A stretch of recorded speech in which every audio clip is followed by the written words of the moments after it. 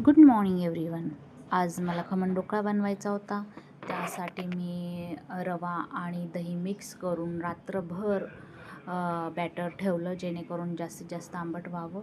आणि त्यात मी सकाळी बेकिंग पावडर, मीठ आणि साखर टाकून त्याला मिक्स करून घेतलं. आणि आता मी ते कुकरमध्ये लावण्यासाठी बॅटर लावलं आहे भांड्यात. आणि मी आता वरून कोथिंबीर टाकून आणि आता ते कुकरमध्ये लावलं आहे. आणि इकडे मी त्यासाठी तडका बनवून घेते. ते तुम्ही बघू शकता. तेलात मोहरी आणि जिरे, हिंग टाकले, थोडी मिरची चिरलेली बारीक आणि कोथिंबीर टाकून त्यात थोडं लिंबू पावडर टाकले आणि साखर टाकली, मीठ टाकलं आणि मी तडका बनवून ठेवला आहे, जेणेकरून इकडे ढोकळा बनेपर्यंत ढोकळा होईपर्यंत आपला तडका रेडी असला पाहिजे. आणि बघा तुम्ही, मी ढोकळा आपला शिजून झाला आहे आणि मी दुसरं भांडं पण लावलं आहे दुसरा ढोकळा होण्यासाठी.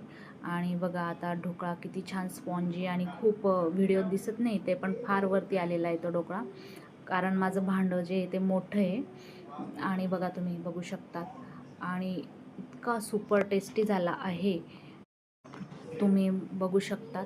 त्यात मी वरून तडका लावला आहे आणि एवढा आंबट आणि नॅचरल खूप छान टेस्ट आली आहे. धन्यवाद.